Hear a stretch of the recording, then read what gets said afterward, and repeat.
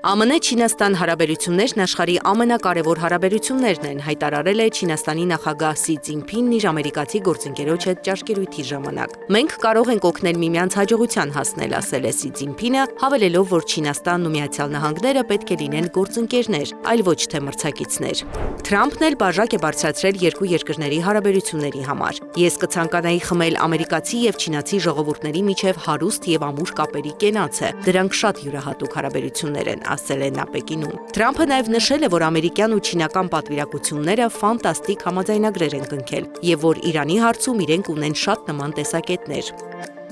Իսկ ինչպես է չինական պատժամիջոցների տակ գտնվող Միացյալ Նահանգների պետքարտուղարը հայտնվել Պեկինում։ Սա հնարավոր է դարձել Չինաստանի կողմից լեզվական հնարքի շնորհիվ, գրում է Guardian-ը։ Ռուբիոյի Միացյալ Նահանգների պետքարտուղարի պաշտոնը ստանձնելուց կարճ ժամանակ առաջ Չինաստանի կառավարությունը Ռուբիո ազգանվան առաջին վանկը գրելու համար սկսել է օգտագործել նույն հնչողությամբ մեկ այլ հիերոգլիֆ, փաստացի փոխելով ազգանվան գրելաձևը։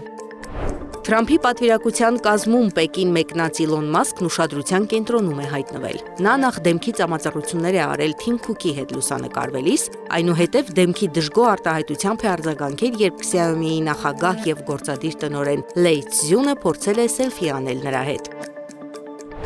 Իրանի դիրքորոշումը թշնամու նավերի նկատմամբ չի փոխվել եւ այդ նավերին թույլ չի տրվի անցնել Հորմուզի նեղուցով, հայտարարել է Իրանի Իսլամական հեղափոխության պահապանների կորպուսի ռազմածովային ուժերի խոսնակը։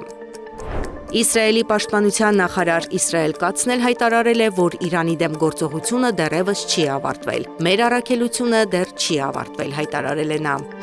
Կիևում մայիսի 15-ը հայտարարվել է սգոր ի հիշատակ Ռուսաստանի լայնածավալ հարձակման զոհերի։ Դարնիցկիի շրջանում բնակելի շենքին հասցված հարվածի հետևանքով զոհվել է 7 մարդ։ Փլատակների մաքրման եւ որոնողափրկարարական աշխատանքների ժամանակ զոհերի թիվը կարող է ավելանալ։ Ուկրաինական ԱԹՍ-ներն էլ հարվածել են Հրյազյան քաղաքին։ 3 մարդ զոհվել է, 12-ը վիրավորվել։ Հարվածներ են հասցվել նավթավերամշակման գործարանին ու բնակելի շենքերին։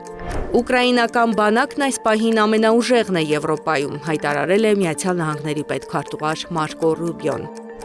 Եվ վերջում Հնդկաստանում ուժգին քամին տղամարդուն 50 մետր օդ է բարձրացրել։ Նա ողջ է մնացել։ Զարա Սարգսյան, Անդրանիկ Մանսուրյան, ABC Media։